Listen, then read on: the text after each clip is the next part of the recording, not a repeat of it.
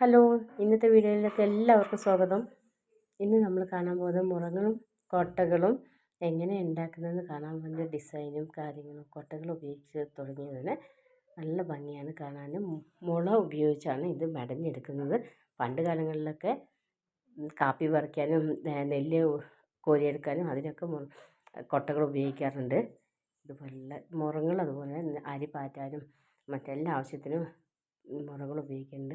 അത് മെടഞ്ഞിരിക്കുന്നത് കണ്ടോ, നല്ല ഡിസൈൻ ചെയ്തിട്ട് ഒരേപോലെയുള്ള ആ പച്ചേൻ്റെ അതൊക്കെ വരുന്നുണ്ട്. അതുപോലെ തന്നെ മറ്റേ കളറും കൂടെ വരുന്നുണ്ട്. ഭംഗിയായിട്ട് മെടഞ്ഞെടുത്തിട്ടുണ്ട്.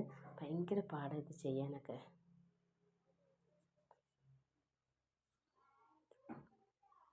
കൊട്ടകൾ രണ്ട് വിധമുണ്ട്. അത് മൂടി ഇല്ലാത്തതുണ്ട്, മൂടി ഉള്ളതുണ്ട്. ബാസ്ക്കറ്റ്, ചെറിയ ബാസ്ക്കറ്റ് തൂക്കി കൊണ്ടുപോകാം. ഒരു മൂടി അടച്ച് ഇങ്ങനെ വെക്കാനുള്ള സെറ്റപ്പ് ഉണ്ട്.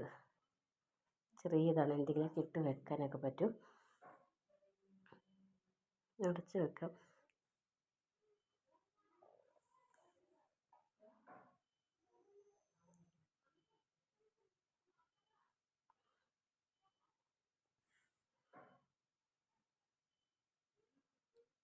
നമ്മൾ വീട്ടിൽ വാങ്ങിയതാണ് ഇതൊക്കെ.